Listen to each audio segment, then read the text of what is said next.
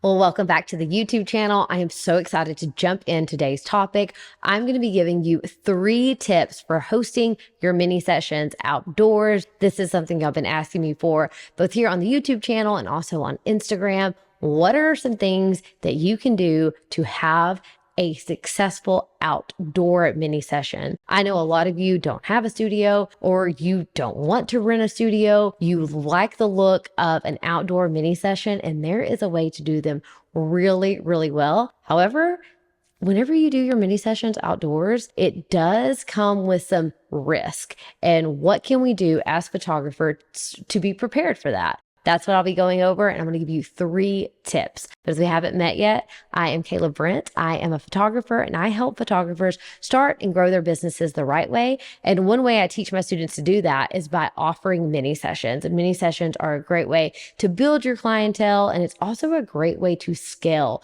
your photography business.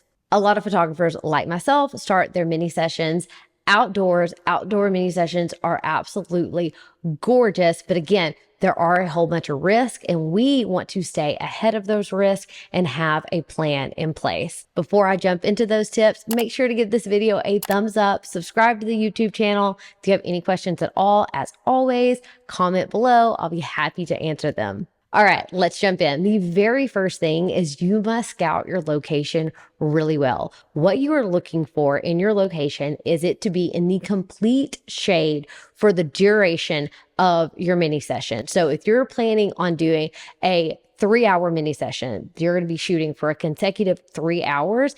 It needs to be in the shade the whole 3 hours, and the complete shade at that. That means you don't want any light spots coming in, because then you'll have light spots on your client. Also, you want the images to look consistent for all of your clients throughout the day. So find you a spot that is in the complete shade for the duration of your mini session. Next up, and the biggest concern, is what happens if it rains? And this is a huge concern. As somebody who had rain on her outdoor wedding, I totally get this happens. So what do you do for your mini sessions to stay ahead of that? Something that I have personally done that's worked really well is when on the form, whenever they sign up, of course, I have the day of the mini session. And under that, I will say, if there is bad weather on that day, that will be communicated ASAP, and the mini session will take place the following week, and I will give a certain time. So go ahead and have a backup plan, is essentially what I'm saying. You need to have a plan B if you are going to have an outdoor mini session. So that means for you, you are marking off 2 days on your calendar for sure. They can go ahead and mark off those days just in case that it doesn't happen on the first one. It'll happen on the second one. Another thing you can add is that you will notify them by a certain time. Like, so when are you going to call it? When are you going to say, okay, we are rescheduling? You can put that on the page that they sign up. Clear communication is key to a successful mini session. So go ahead, put the date of the session, put the backup date, make it clear that that's the backup date, and also put the time that you will call it and notify them if you will be moving the mini session.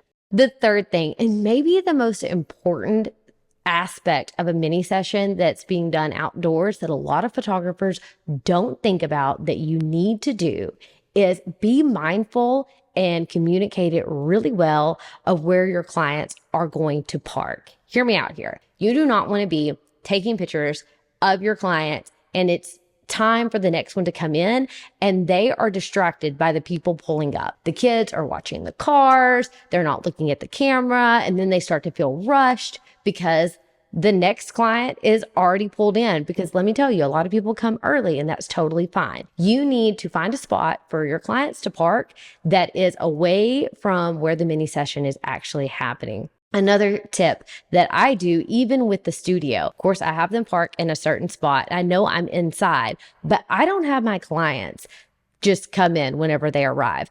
I instruct them and I send all the emails out, letting them know that they need to stay in their car, and I will text them when it's their turn. This way, the clients who are in the studio, or in your case, outside, they are not distracted. They do not feel rushed. And as soon as it's done, all I do is I text my client and let them know that it's their turn. Then you get your shot and everybody is good to go. But remember, communication in this is key. Do you need help with that? I have a program called Mini Session Blueprint, and that's my marketing program of how I market, also known as how I sell my mini sessions. I have a whole plan for that, and that is in the blueprint. But something else that comes with the blueprint for a limited time, a bonus, is my email templates. And I have that in my email templates about how I tell my clients, hey, make sure whenever you arrive to stay in your car, I will text you. Huge game changer. So make sure you communicate that really well.